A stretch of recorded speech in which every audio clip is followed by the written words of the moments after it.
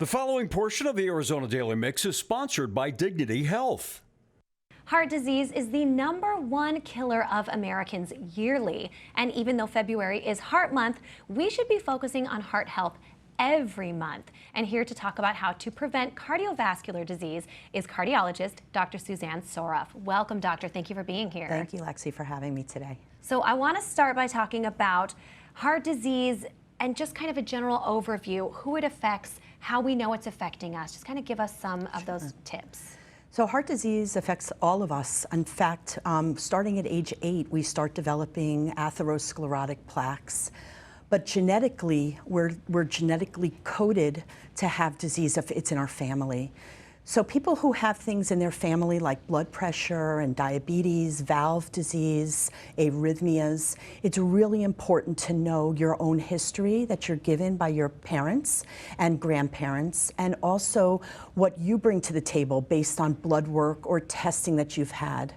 Gotcha. Okay, yeah, this was something that we were just kind of talking about before we started here, saying that there are some things that you can't help.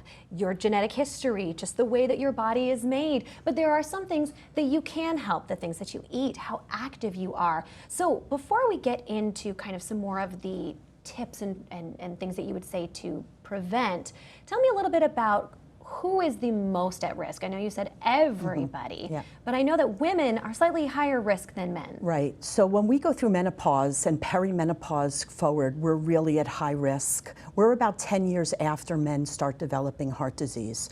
But really, it's what genetically and what we have as part of our medical background. So if you have hypertension and diabetes and you've been tested for cholesterol and it's elevated, or you've smoked cigarettes, if you're not physically active, that's another risk factor. All those things together cause vascular heart disease, stroke. You can have arrhythmias, and all of these things affect us. And as we go through our lives, and after menopause especially, women are really predisposed, and in fact, by tenfold, it's the #1 killer, that most women will die of heart disease way before the second most common, which would be breast cancer. Wow. Oh my goodness, those numbers are really staggering and kind of a little scary. And I know we're not here to scare anybody, we're just here to give the information. So talk a little bit about screenings and things that we can do to be really aware and know what's going on in our bodies. So the most important thing is having a really good relationship with your physician.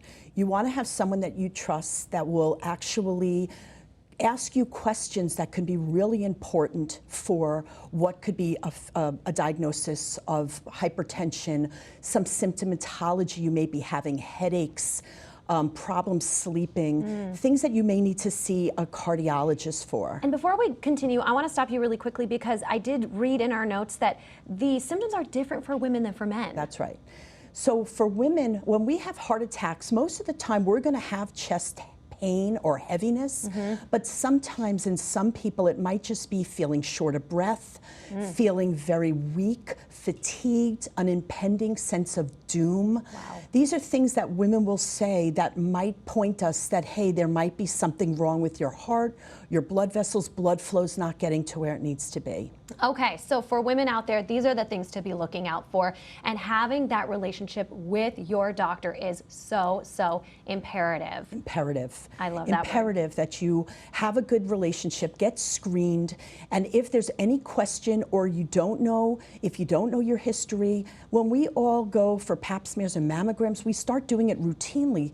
Heart disease also screening should be routine, and it should be at least when we're in our 40s, especially when we're having family history of heart disease. 100%, and it's kind of like what you were saying earlier, that this is something that affects women way more than something like breast cancer. So yeah, we do go in for our mammograms, and that's great, but this should be something that we take just as seriously. Just as serious, and it's actually more deadly. Most of the hospitalizations are from heart-related, blood pressure, stroke, heart attack, vascular disease. This is what we see most often in the hospital. My goodness. All right, doctor, well, thank you for the information. Very quickly, tell everybody where they can find more information and work with you. I'm down at St. Joseph's Hospital at the Heart and Vascular Clinic. We have availability to be seen anytime. If anyone has questions or concern, we're happy to help them. All right, doctor, thank you so much for this. This was some great information. I hope you're watching. I hope you take this very seriously. Stick around because we have more of the mix coming up after this.